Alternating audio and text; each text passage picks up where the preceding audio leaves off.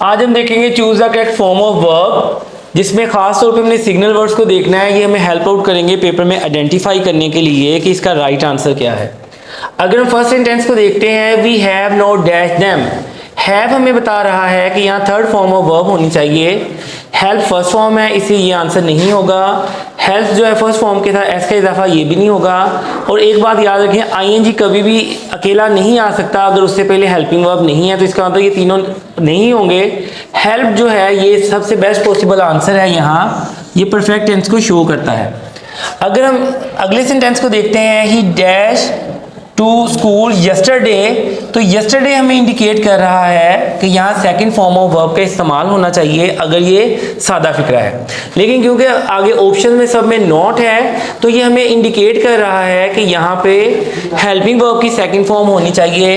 तो यहाँ हैज़ जो है ये सूटेबल नहीं है क्योंकि प्रेजेंट को इंडिकेट करता है, डज भी प्रेजेंट को इंडिकेट करता है, डिड जो है ये डू या डज की सेकंड फॉर्म है, तो इसलिए ये जो है ये राइट आंसर है। तो इसका आंसर होगा he did not go to school yesterday. तो डिड क्योंकि सेकंड फॉर्म ऑफ वर्ब है हेल्पिंग वर्ब की, तो ये बेस्ट पॉसिबल आंसर है। अगर इस सेंटेंस को देखते हैं, ये इन तमाम सेंटेंसेस में सबसे ट्रिकी है क्योंकि कंडीशनल सेंटेंस है। कंडीशनल सेंटेंस में हमने इफ क्लास में देखना होता है कि यहाँ क्या आएगा, उसी से हमें पता चलेगा कि अगले हिस्से में क्या आएगा। लेकिन क्योंकि यहाँ इसने हमें इशारा दिया है कि वुड के बाद बाय फर्स्ट फॉर्म है, वुड जो है ये विल की सेकंड फॉर्म है, तो सेकंड फॉर्म हेल्पिंग वर्ब की अगर ये मॉडल वर्ब की होगी तो ये इंडिकेट करेगा कि यहाँ भी सेकंड फॉर्म होनी चाहिए। If I went to Lahore, तो यहाँ वेंट सबसे बेस्ट पॉसिबल आंसर है। ये सेकंड कंडीशनल सेंटेंस है। इफ क्लास में सेकंड फॉर्म आनी चाहिए, उसके बाद कॉमा, उसके बाद वुड के बाद फर्स्ट फॉर्म आनी चाहिए। यहाँ माइट भी हो सकता था, उसके बाद भी फर्स्ट फॉर्म होनी थी।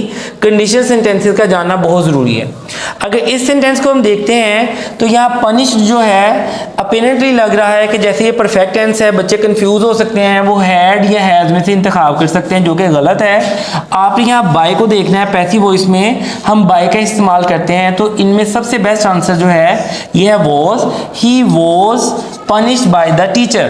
तो यहाँ आपने कंफ्यूज नहीं होना। अगर इस फिक्रे को हम देखते हैं, यहाँ हैव के बाद थर्ड फॉर्म आई थी, जबकि यहाँ हैड या हैज़ का इस्तेमाल इसलिए नहीं किया क्योंकि यहाँ बाय जो है ये पैसिव वॉइस को इंडिकेट कर रहा है।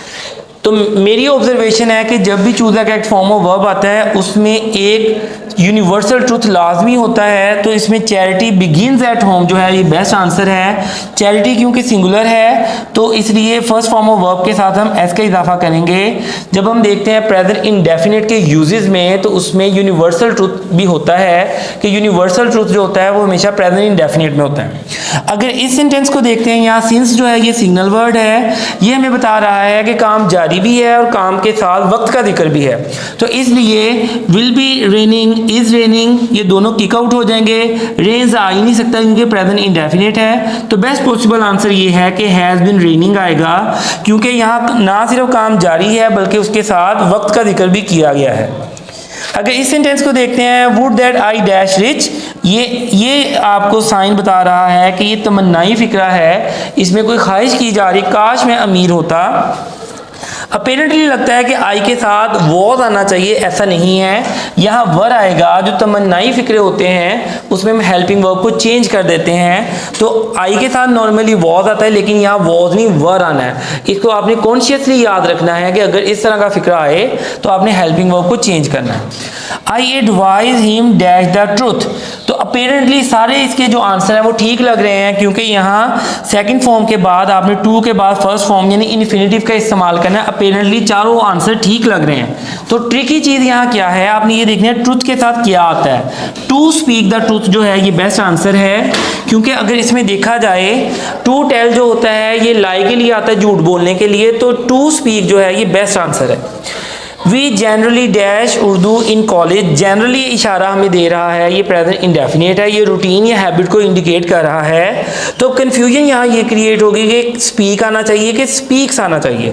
हम यहाँ देखेंगे हमारा सब्जेक्ट क्या है। वी यहाँ प्लूरल सब्जेक्ट है। According to subject verb agreement हमने अपने सब्जेक्ट के अकॉर्डिंगली यहाँ वर्ब का इंतखाब करना है, जो कि स्पीक यहाँ आएगा, क्योंकि वी जो है ये प्लूरल सब्जेक्ट है और प्रेजेंट इंडेफिनिट में प्लूरल सब्जेक्ट के साथ simple first form of verb का हम इस्तेमाल करते हैं।